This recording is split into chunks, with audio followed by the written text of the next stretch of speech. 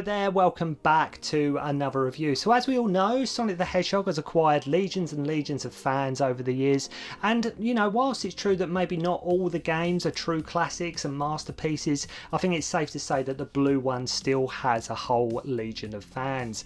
Whilst it is interesting that his 3D efforts, they've not all been well received. Some of the 3D efforts are more like a lot better than others. Some some of them are really solid, good games, but there's a good chunk, a good handful of the 3D games, 3D Sonic games, that have received a sort of lukewarm reception at best. Some have been a bit mixed in their reviews, and rightly so, because they haven't been sort of what you would call classic Sonic games. But the interesting thing with Sonic is it's actually the 2D games, or at least the games that pay homage and tribute to the games of old, that usually, that do fare a lot better, and that's exactly what Sonic Mania does. Released in 2017, the game pays tribute to the legacy of them classic games that were on the Mega Drive, Genesis if you want, Master System and Sega Saturn. I remember when Sonic 4 came out, I think what really should have been a return to form for Sonic didn't quite hit the marks people were hoping for, because I remember when it came out, and I got it on like digital download on my PS3 or something like that, but I remember when Sonic the Hedgehog 4 came out, I was so hyped for it. It's like, oh, it's a brand new Sonic game, a bit like how I was when Street Fighter 4 came out, it's like, oh, it's the new installment, next installment.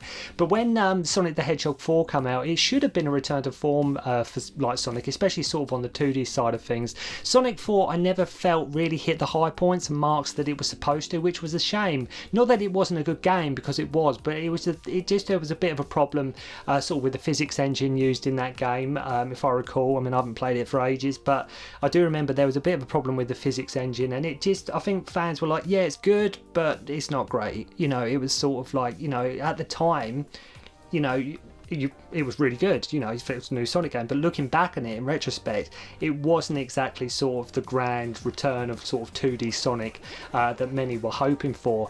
Mania was made to sort of commemorate Sonic's 25th anniversary, and what better way to celebrate that than a game that caters to all them games out there that remember, like all the gamers really, not the games themselves, but even the gamers that remember Sonic of old. I mean, I'm a 90s kid, I grew up in the 90s, so my whole childhood was around Super Nintendo, Mega Drive, Genesis. It was around that 16-bit era. I mean, that's where the sort of a big chunk of the nostalgia of gaming comes for me.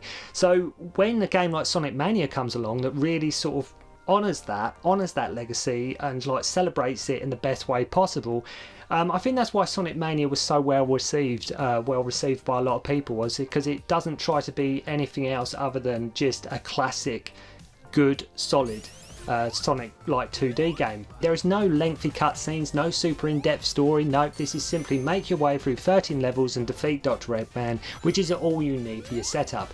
You remember when games just used to be simple? No over-the-top convoluted plot, no cutscenes that went on for 10 minutes or anything like that. Just a simple get to the end of the stage, defeat the end boss, defeat Dr. Eggman, and just have a damn good time playing through the game.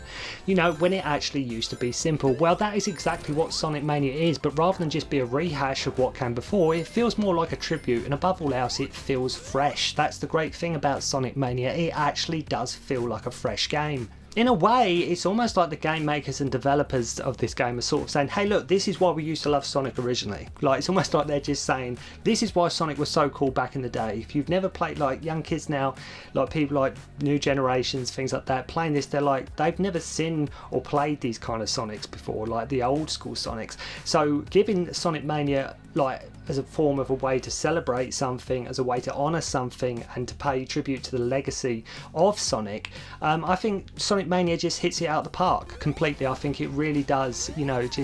It shows a new audience of like why we used to love Sonic games so much back in the day, and that's what this game does so well. It reminds you why them old school games will always be adored and loved by so many fans worldwide. Fitting enough then, at the time of the release, this became one of the highest rated Sonic games in over a decade, and I tell you, sometimes you just have to keep things simple. Sometimes you have to keep things simple, and I think this is a big problem with a lot of game developers nowadays. I think there's so much money thrown at it, there's so much time and God knows what else, and sometimes have you ever seen it when it's just the simplest games that work so well? It's the simplest games where there's not like a big development team, there's not a big production, it's just a simple game from start to finish, made with love and passion, and I think in many ways that is exactly what Sonic Mania is. It's simple, but it's solid, and it's a good game. I think the development team have done a great job here in being true to what a classic Sonic game feels and handles like. I think the main developer, I think he had something to do with the mobile ports of Sonic 1, 2 and 3, or a Sonic CD mobile port or something along those lines, so very much involved with the Sonic games. And I think Sega with Sonic Mania, I think they were right behind this. I think they were just like, right, go for it, do what you need to do, and I think they did. I think everyone involved here have really given what fans remember, what they remember Sonic being about. When you boot the game up for the first time and you're on that classic Green Hill Zone and that ever faithful familiar music kicks in, you are taken right back to the times of old playing the Mega Drive. It instantly takes you back. As soon as you get to Green Hill Zone, as soon as you hear that music, you are right back there. It's like 91, 92 again, and you're just having a ball. The game goes for more of them Sonic 3, sort of Sonic and Knuckles, sort of Sonic CD vibes in terms of its look and its general presentation. There are some classic stages, some classic music, but the levels in particular, there are some real variety here, which pretty much caters to all of the games evolved that we saw back in the day. We have Green Hill Zone, Chemical Plant, Garden Zone, Flying Zone, Stardust Speedway, Oil Ocean. Trust me, there is a huge mixed bag of levels here, and that's what's great. Not only is it a classic sort of Sonic game, but it gives you variety in the levels. It's not just a simple, okay, because they're all sort of memorable in their own way, and each one plays actually quite distinctly different. Like each one's got its own thing going on. Each stage has two parts in them, no stage ever feels the same. No stage ever feels the same in sort of what it's, just the presentation of it and just how it plays. They all feel and play completely different.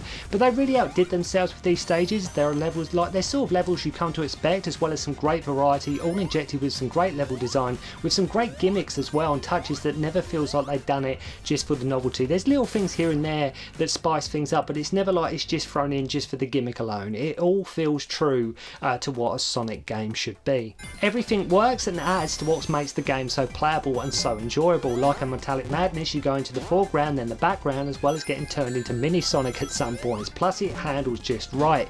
Whether you're playing as Tails, Knuckles, collecting the emeralds, doing time attack, or playing two player, the game handles right, and above all else, it's just how you remember it. It is exactly how you remember Sonic on this Mega Drive or Genesis, if you will, but it just plays like that. It's got the same mechanics. It handles exactly like time hasn't changed. The only thing that's changed is, like I say, the levels are a bit more flamboyant. They're a bit more, like I say, they're a bit more, little bit more thought has gone into them, but great variety in the levels, and it just handles and plays exactly like a classic Sonic game. As we see with a lot of these new games from old franchises, whether it be Shredder's Revenge or Streets of Rage 4 or games like of that nature, the music in this really is first class, and it suits Sonic. Like, suits Sonic and the levels and the gameplay perfectly. It goes for more of a funky, poppy, kind of jazzy kind of feel, but it all works with the gameplay. I found myself often bopping away, or at least humming the music to various stages whilst playing through the game a hell of a lot, which is a testament to me personally, I feel, to a game having a good soundtrack. If you found yourself humming away long after you turn the machine off, long after you powered down the machine, you're just getting on with your day, if you've got to go to work or whatever it may be, if you're like sort of driving along, walking along, and you're humming one of these tunes, that to me is a testament to a game having a good soundtrack. And the music just makes what is an already solid game even better. It's not just the levels and the music that plays on nostalgia, but some of the boss fights do as well, as you take on Robotnik, Eggman if you will, and his hard-boiled heavies. But whenever I do play Sonic Mania, it feels like sort of Sonic 3 souped up, right? It feels like playing Sonic 3, but a new installment of Sonic 3. It's got that Sonic 3 sort of blood in it, that sort of template, but it's like playing just Sonic 3 just kicked up so many notches. That's always what it felt like to me. This game it's injected with that extra layer of like pizzazz and sparkle. It's like you can tell this is a game made by fans of Sonic, and Sega have just gone basically make us a good 2D game and go nuts. That's the impression I get with Sonic Mania, and that's exactly what the developers did. And that's, it's a mad game. As I say, some of the level design is insane, like the stages feel big, they feel epic, but all the time being true and grounded to what a Sonic game is. And that is hugely important. That is hugely important because it's like they're not ever forgetting what they're trying to make. They totally know where their target is, what they're aiming for, and the game they want to do. There was also Mania Plus, adding new characters and an encore mode, but whatever version you play, if you're a lover of 2D games of old from the 16-bit era that pay tribute to one of gaming's biggest mascots and want to know what made Sonic games so great back in the day, check out Sonic Mania. It's one for new players, it's one for the fans, and above all else, it's just a Sonic game done right. So if you are a fan of the blue one, make sure to go and check out Sonic Mania, and especially if you're a great fan of the games of old, because you'll find a ton to enjoy with Sonic Mania. So thank you very much indeed for watching. Hope you enjoyed the review, and I'll see you again soon. Don't concentrate on the finger or you will miss all that heavenly glory.